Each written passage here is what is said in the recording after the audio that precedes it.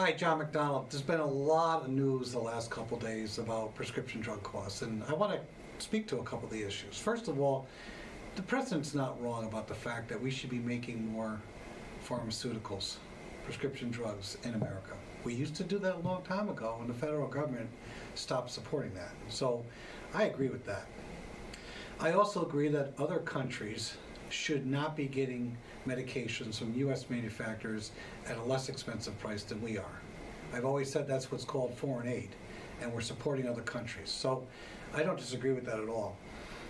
However, I have to say, the tariffs that were announced last week, 100% tariff, essentially doubling the cost of expensive brand name medications, using that as a tool is not going to be effective.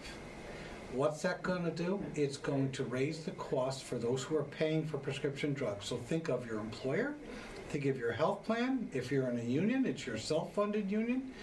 And honestly, it's going to also increase costs or cut off access for you, the patient. So that's a concern. And I'm hoping that cooler heads will prevail. Now, yesterday, the president also announced with Pfizer, Trump RX.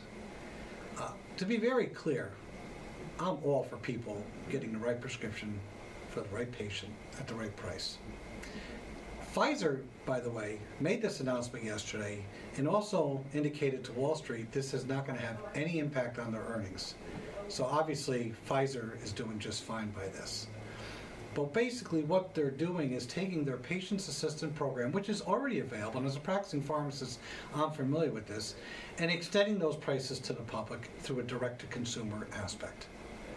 Hey, for some patients, people who have been on a medication for a long period of time, that's not covered by their health plan, that is expensive, this might be an opportunity to save money, and we need to keep that in mind.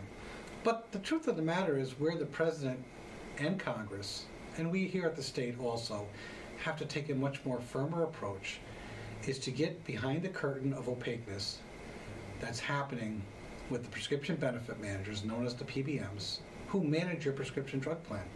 And also some of the health plans that actually own the PBMs. Yes, we need to pull back the shade in regards to the lack of transparency on prescription drugs. I'll leave you with this thought because everyone likes to beat up on big bad pharma. And yes, pharma sometimes has its challenges, but guess what? So does the other side as well. Over the last 7 years, for brand name drugs, when you factor in the rebates that are going from the manufacturer back to the PBM and maybe back to the health plan, the net cost of prescription drugs has actually dropped and has not gone up.